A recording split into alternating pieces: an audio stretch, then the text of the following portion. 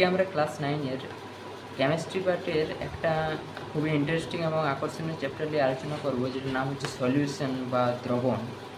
So solution বা দ্রবণ আলোচনা করার আগে আমরা কিছু জিনিস নিয়ে আলোচনা করব।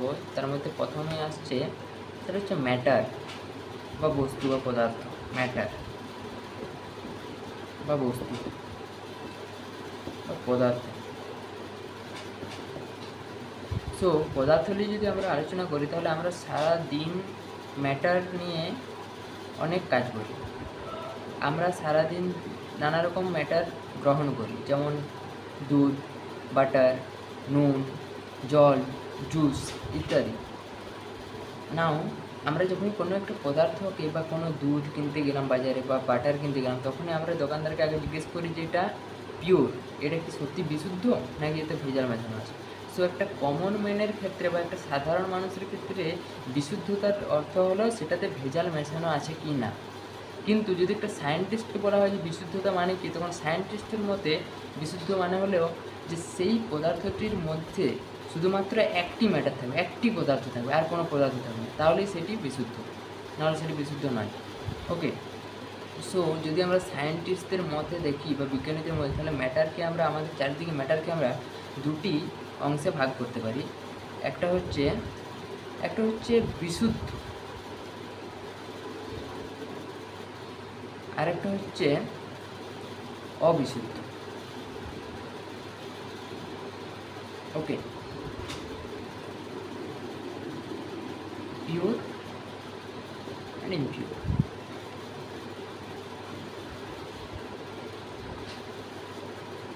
না, এই যে পিওর, এই পিওরকে আবার দুই ভাগ হয়। একটা হচ্ছে এলিমেন্ট, যেটাকে আর ভাঙা যাবে না, মানে আর কোনো সাধারণ সাবস্টেন্সে আর এটাকে ভাঙা যাবে না, কণাতে আর ভাঙা যাবে না। তো সেটা যেমন উদাহরণ হচ্ছে অক্সিজেন। অক্সিজেনকে কি আর ভাঙা যাবে? আর ভাঙা যাবে না। হাইড্রোজেন। কিন্তু যদি বিশুদ্ধদের মধ্যে আরেকটি হচ্ছে কম্পাউন্ড, যদি কম্পাউন্ডদেরকে দেখা হয়, তাহলে কম্পাউন্ডকে আরও ভাঙা যাবে। যেমন CH4, মিথেনকে কার্বন এবং হাইড্রোজেন, এটাতে ভাঙা যাবে। তো এটা বলে কম্পাউন্ড। নাও এই যে অবিশুদ্ধ যে ম্যাটার, সেটাকে কীভাবে আমরা মানে ডিফাইন করবো? না, এখানে একটি ম্যাটার থাকবে না, দুটি ম্যাটার থাকবে, এবং সেগুলির কোনো ফিক্সড কম্পোজিশন বা ফিক্সড পার্সেন্টেজ থাকবে না। ওকে, সো হোমোজেনিয়াস মানে সমসত্ব, এবং এটাকে মিক্সচারও বলা হয়।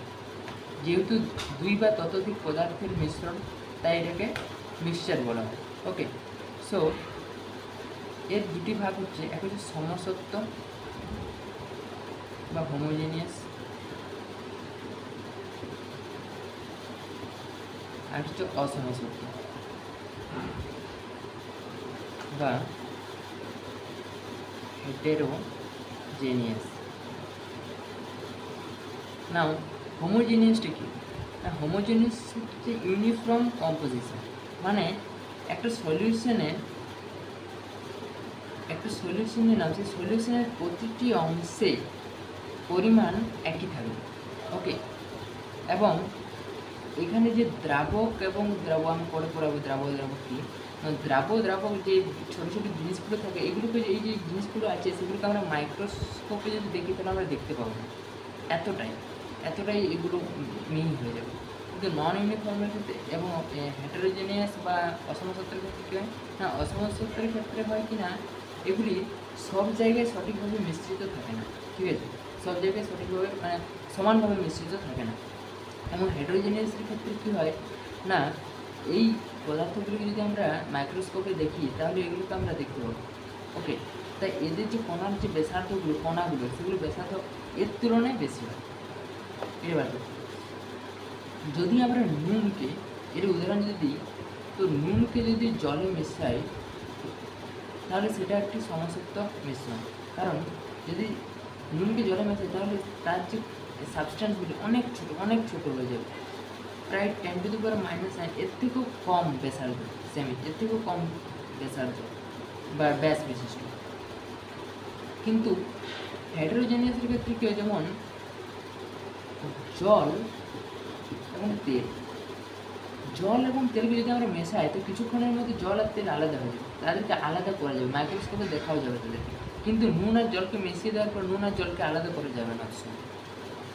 সো এটাই পার্থক্য। তো সমসত্ব হচ্ছে না যখন মিশ্রণের পর এদেরকে আর আলাদা করা যায় না, কিন্তু অসমসত্ব হচ্ছে কি না যে এদের আলাদা করা যায়, বা এরা যেমন যদি আমরা জল আর তেলকে মেশাই তাহলে তেল আর জল একটা সময় নির্দিষ্ট সময় পর আলাদা হয়ে যায়, কোনোদিনও মিশতে পারে, বলে না যে জল আর তেল কোনোদিনও মিশতে পারে না।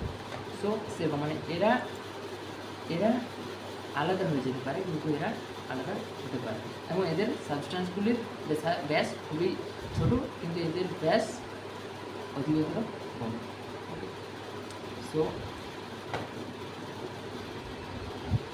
নাও তো এই সমস্ত এবং অসমসত্বটা দ্রবণ করার ক্ষেত্রে খুবই গুরুত্বপূর্ণ। নাও আমরা এবারে দ্রবণে চলে যাব।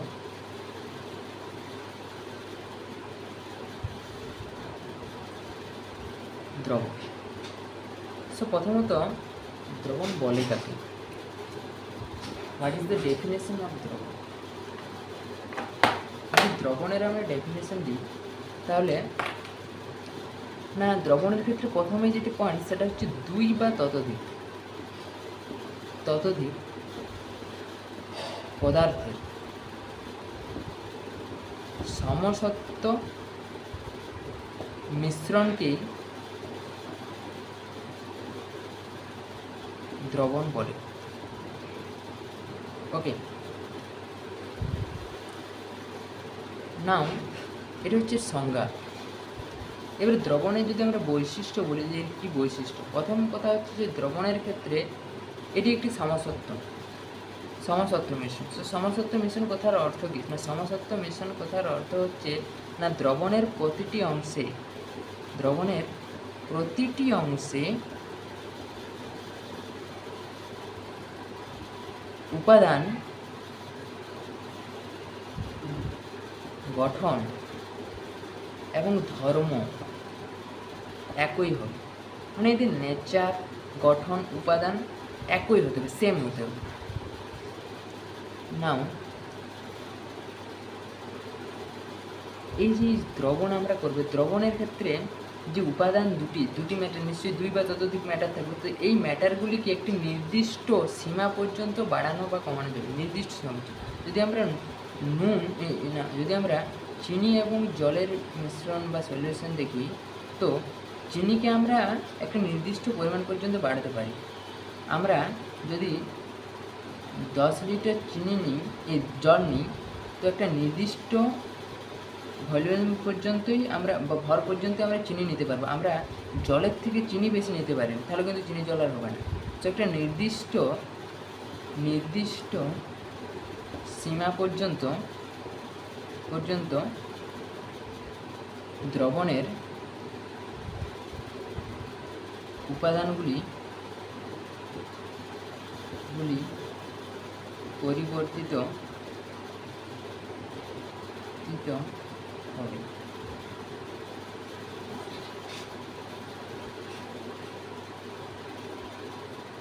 ওকে,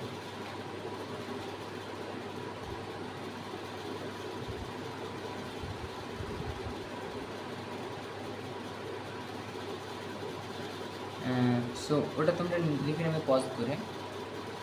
নাও আমরা যেটা আলোচনা করব সেটা হচ্ছে যে দ্রবণের উপাদান।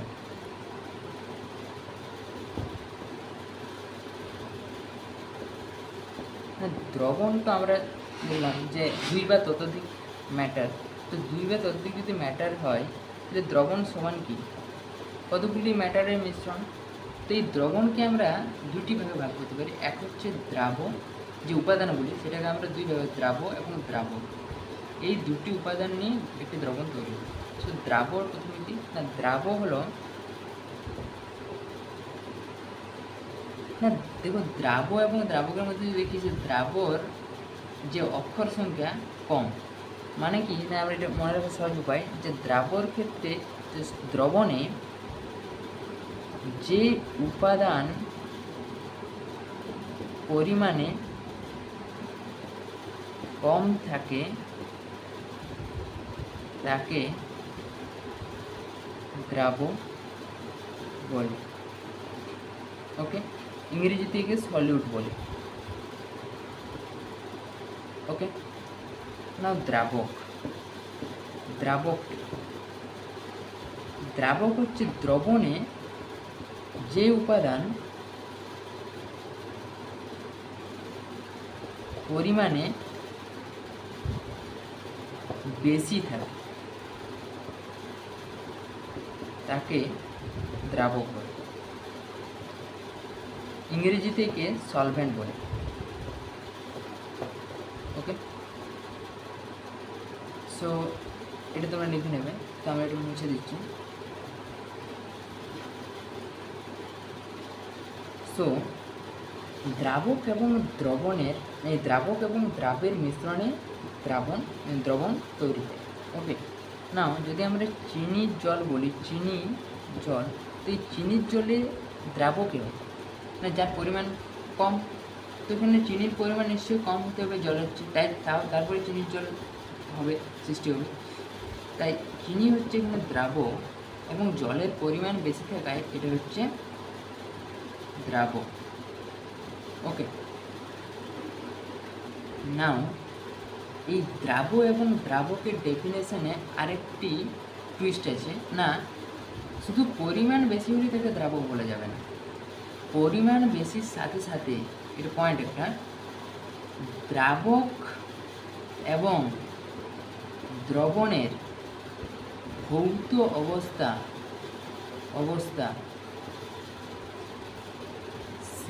সমান হতে হবে। আমরা যদি চিনির জল দেখি, না এটার চিনির জল যে উৎপন্ন হয়, সেই চিনির জলটা কি হয়? তরল এবং জল কি অবস্থায় আছে? তরল অবস্থায় আছে। যেহেতু এদের দুজনের ভৌত অবস্থা সেম, তাই জলকে আমরা দ্রাবক বলি। শুধু পরিমাণে বেশি বললে দ্রাবক বলা যাবে। সো এখানে আমরা যেমন দেখতে পারি যে 50 গ্রাম জল এবং 55 গ্রাম NO3, এখানে এর পরিমাণ বেশি হওয়া সত্ত্বেও এ দ্রাবক। কেননা না এর পরিমাণ তো কম, কিন্তু এর যে ভৌত অবস্থা তরল, তো এদের যে সলিউশনটা হবে, যে দ্রবণটা হবে, সেই দ্রবণেরও ভৌত অবস্থা হচ্ছে তরল। তাই এখানে দ্রাবক, কিন্তু এর দ্রাবণের পরিমাণ বেশি হওয়া সত্ত্বেও এ দ্রাবক না। ঠিক বললাম। এবারে আমরা আলোচনা করব বিভিন্ন দ্রবণের বিভিন্ন ভাগ। সো এবারে আমরা আলোচনা করব প্রকৃত দ্রবণ। প্রকৃত দ্রবণ কি? প্রকৃত দ্রবণ হলো, আমরা যদি দ্রবণকে দেখি, তো দ্রবণের যে সলিউট বা দ্রব যে মিশ্রিত হয়ে যাচ্ছে বা ভেঙে যাচ্ছে বিভিন্ন সাবস্ট্যান্সে, কণায়, তো সেই কণাগুলির যে ব্যাস থাকবে, সেই ব্যাসগুলির উপর নির্ভর করে আমরা দ্রবণকে বিভিন্ন ভাগে ভাগ করি। তার মধ্যে একটি ভাগ হলো প্রকৃত দ্রবণ। প্রকৃত দ্রবণের ক্ষেত্রে কী হয় না, প্রকৃত দ্রবণের ক্ষেত্রে এই দ্রবণে দ্রাবর কণাগুলি 10⁻⁸ সেন্টিমিটার বা এর থেকেও কম ব্যাসে ভেঙে যায়। এমনকি এদের মাইক্রোস্কোপেও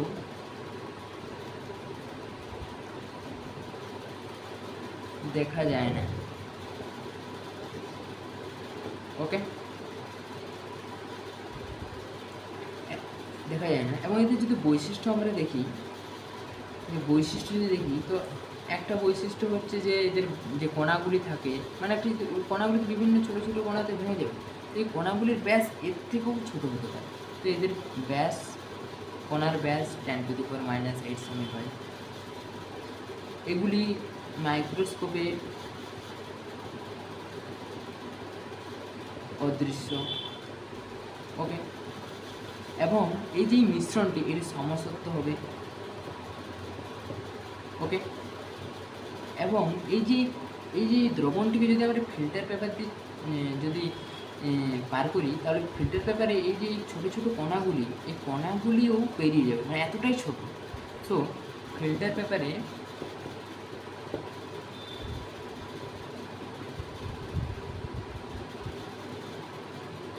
সূক্ষ্ম রন্ধ্র দিয়েও সলিউটের কণা পেরিয়ে যাবে, অতিক্রম করবে। ওকে,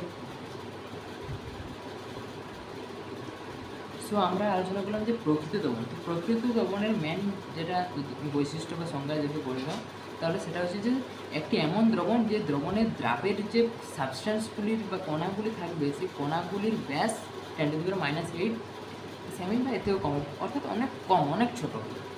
এবং এদের মধ্যে যদি এই সলিউশনের মধ্যে যদি আমরা আলু জ্বালি, তাহলে লাইটও আর পার হয়ে যাবে। এবং ফিল্টার পেপার দিয়ে যদি আমরা এটাকে পরিশোধিত করি, তাহলে সব কণাগুলি, যে দ্রাবের যে কণাগুলি, সেগুলি সব ওই সূক্ষ্ম রন্ধ্র দিয়েও পেরিয়ে যাবে, এতটাই ছোটো। ওকে।